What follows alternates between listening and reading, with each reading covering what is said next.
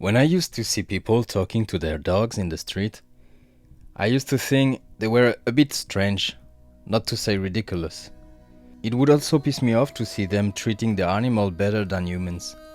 It must be said that some people have been through a lot, and that the company of dogs is probably all they have left. And then one day, my conscience called out to me. Something compelled me to adopt Tequila.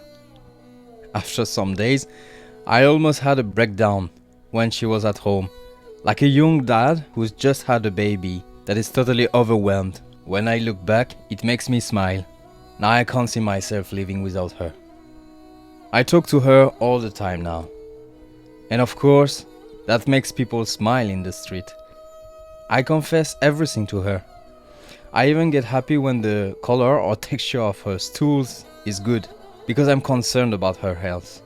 Sometimes I tell myself, she's my child, and having her on a leash makes me feel pretty uncomfortable.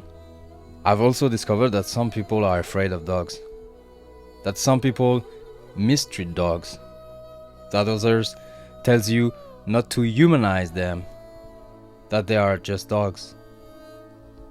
I respect these opinions, but deep down inside, I tell myself that they don't see, that they are prisoners of a very sad perception.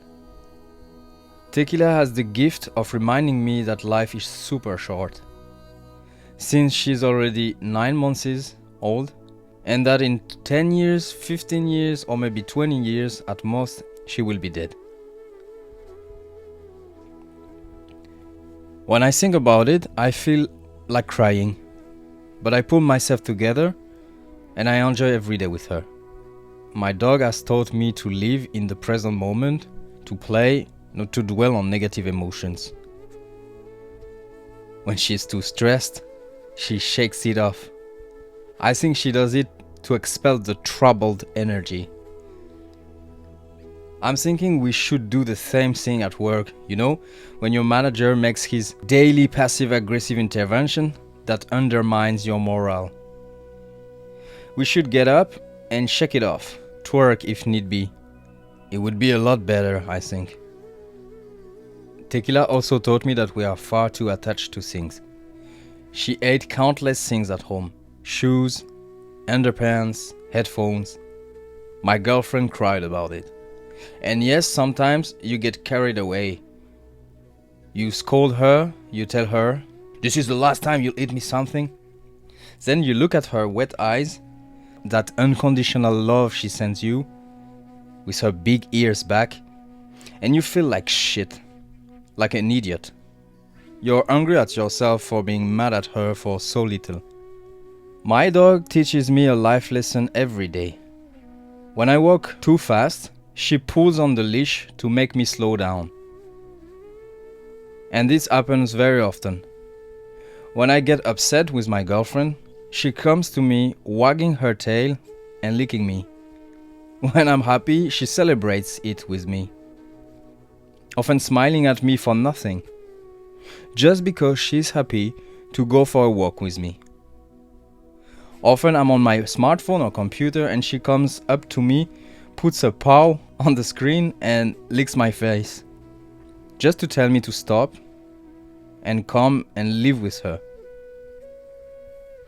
Some of the people around me think it's dirty that she's licking me. They are outraged that she can sleep at my feet in my bed. They don't understand, and I don't blame them. I didn't know either. Until you have the love of a dog in your life, you can't really understand. There is something in their eyes, in their unfailing companionship, that commands respect. I haven't known any men around me who have died of grief. There must be. But I have heard stories of dogs dying on their master grave. A dog's love for you is perhaps the closest thing to unconditional love on this earth. There's the love between two old friends, of course, the love of a mother for her son, the love of a reader for an author. I think life is worth living for that kind of love. My dog Tequila doesn't demand anything of me. She doesn't try to shape me. She doesn't reproach me for anything. When I pull on the leash to go right, she follows me. I sometimes step on her tail because she's always in my feet. Guess her reaction. She waddles and dances as if it were her fault. She's always cheerful, whether with other dogs or their owners. In my neighborhood, she's really a movie star. You would love to see that. She's never short of awards. All the local shopkeepers know her, and yet she's not accepted everywhere. I mean, it's against the law to bring dogs into food stores. It's a question of hygiene or hygiene. But I know quite a few stores that don't care. They go beyond hypocrisy. If you don't want a dog in your home, you've got a problem, I think. You will argue that they are dirty, that they can break things, that they smell, and that they are just dogs. My answer to this is calm. I always stay calm. But I'm convinced that the best of us have a deep love for dogs. In other words, I think the people who let their egos rule their lives are the same people who don't love dogs. So, of course, there will always be a guy who got bitten by a dog. The one who's convinced himself that dogs are dangerous, bad, to be caged, to be euthanized. I feel sorry for these people because they put all the blame on an animal. These people live with fear and suffer from it. And dogs respond to fear, sometimes with aggression, or they just escape. But they are never indifferent to fear. In my neighborhood, there is a 5-year-old girl who's never had a bad experience with a dog. Her mom told it to me. Yet, this little girl is afraid of them. She's afraid of Tequila. I mean, look at Tequila. Maybe she was bitten in a previous life. Or maybe it's just another phobia, like fear of flying, of tarantulas, of cockroaches, of fear itself. Maybe it's not the animals that's the problem, but what we put into our subconscious. It's sad to be conditioned by fear. To believe that all the dogs are bad because we've had a bad experience. My friend, the status quo is the routine of the little man.